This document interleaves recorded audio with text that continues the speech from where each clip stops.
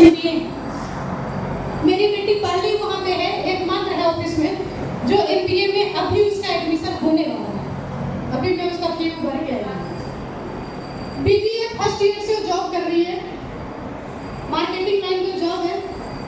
सिर्फ और सिर्फ आरसीएम की स्किल की वजह से उसको काम मिला है।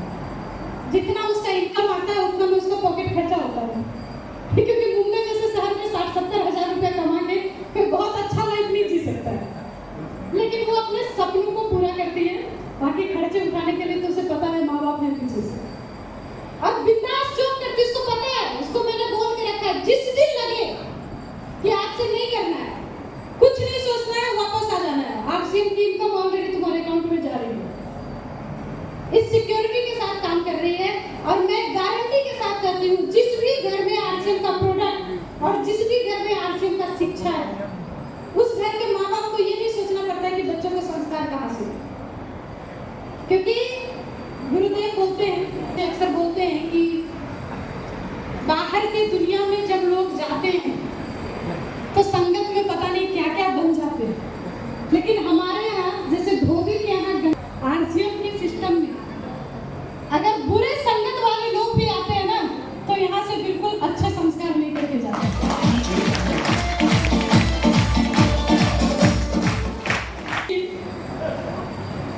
दोगे ना आराम हमें? हमें तो आराम तब मिलेगा जब आप सब आरसीएम के डायमंड बन जाओगे। तैयार है? ले सकते हैं, जो करना है करिए। आपको डॉक्टर बनना है, इंजीनियर बनना है, पुलिस वाला बनना है, जो बनना है बनिए। जीवन में जो भी करें बस साथ में आरसीएम को रखना है। कर सकते हैं? तैयार है? एक बार जबरदस्त क्लैपिंग के साथ मैं इन सबको विदा करना चाहूंगी।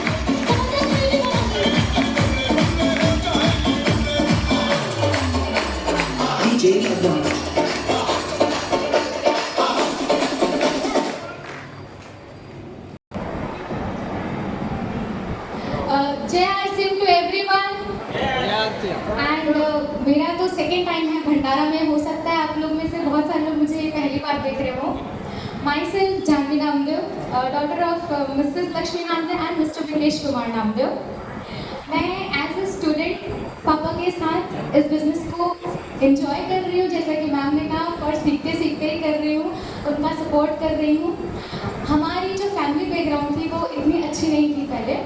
जब मेरा बर्थ हुआ तब पापा एज ए टीचर काम करते थे, उसके बाद इन्होंने LIC करी और इतना इनकम नहीं था कि मेरे फैमिली का खर्चा उठ सके, क्योंकि जब मैं छोटी थी डॉक्टर ने पहले कहा था कि इसकी तबीयत बहुत ख़राब रहेगी, कम से कम 5 साल आपको स्ट्रगल करने पड़ेंगे जब तक ये थोड़ी बड़ी ना हो जाए। हर बार आपको इसको डॉक्टर के पास ले जाना पड़ेगा, क्योंकि बहुत वीक ही थी मैं। कहते हैं पूरे घर भर में, मेरे पूरे खानदान में सबसे छोटी और सबसे माल न्यूट्रिशन मैं ही हुई थी। मेरे को पापा पाने से भी डरते थे क्योंकि मैं सच में बहुत वीक थी। तो उस टाइम में जब मैं थोड़ी बड़ी हुई तो गांव का तो आप लोग सब जानते हैं कि स्कूल्स अच्छे नहीं होते। मुझे भी एक एवरेज में नहीं, लोएस्ट वाला स्कूल मुझे एडमिशन मिला गया, क्योंकि उस टाइम पे वही बस वहाँ पे था, सबसे अच्छा स्कूल उसे वही माना जाता था। बट मुझे कोई ले जाने वाला नहीं था, वहाँ छोड़ने वाला नहीं था। कितने सारे को गिराना पड़ता था कि भाई आज छोड़ दे, उसको ले आ। कितने टाइम तक तो मैं वहाँ अकेले बैठी रहती थी, कोई लेने वाला नहीं रहता था मुझे। वापस आ नहीं पाती थी क्योंकि पापा रहते नहीं थे, फील्ड पे रहते थे।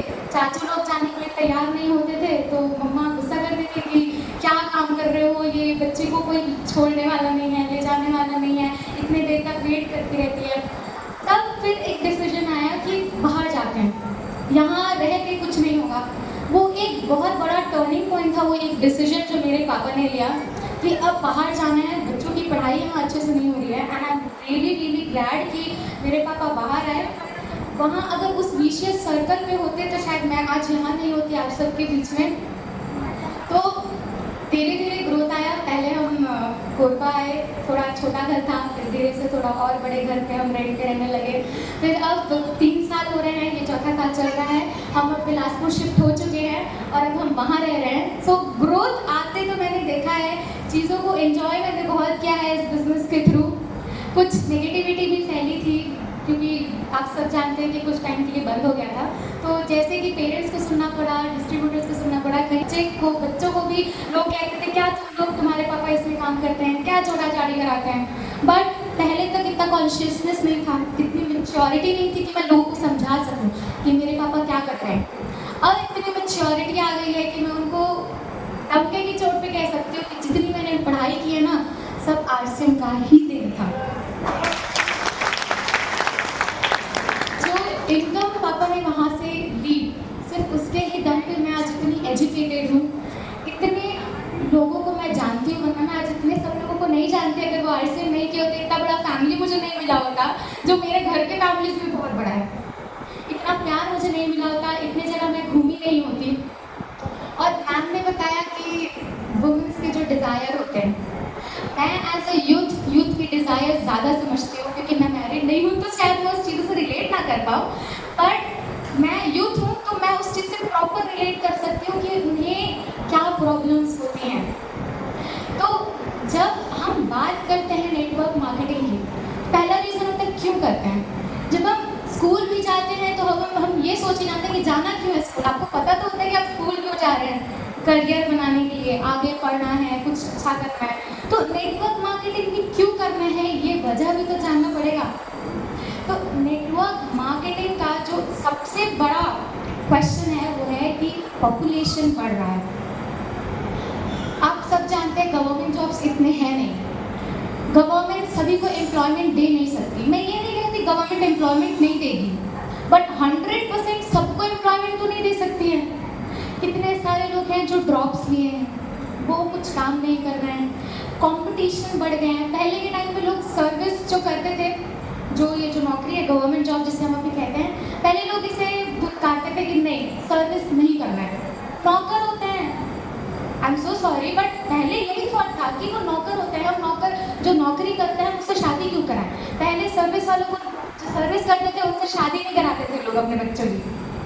और अब ऐसा सिनेरियो आ गया है, इतना गवर्नमेंट जॉब का नारा लग चुका है कि सारा का सारा यूथ गवर्नमेंट जॉब की तरफ भाग रहा है। मैं ये नहीं कहती कि ड्रीम ही रखना चाहिए, ऑफ कोर्स ड्रीम रखना चाहिए। मेरा खुद का ड्रीम है एक बहुत अच्छी डॉक्टर बनने का। उस एक डिग्री के लिए मैंने इतनी मेहनत करी है, इतना स्ट्रेस झेला है, सब झेलते हैं। एक ड्रीम होना बहुत ज़रूरी होता है, बट सिर्फ उसको हर कुछ मान लेना, एक एंड पॉइंट मान लेना, ये चीज़ सही नहीं है। मैंने तो उस चीज़ को एंड पॉइंट नहीं मानी है। एज अ स्टूडेंट मैंने तो यही सोचा है कि जब मैं डॉक्टर भी बन जाऊँ, पढ़ते हुए भी मैं इस चीज़ को करूँ। तो नेटवर्क मार्केटिंग ऐसा क्या दे रहा है जो मैं आप सबसे कह रही हूँ कि करना चाहिए। आप सब जानते होंगे आर्टिफिशियल इंटेलिजेंस, एआई आजकल बहुत फेमस है। आजकल तो लोग सब कुछ कर रहे हैं एआई से, एडवर्टाइजमेंट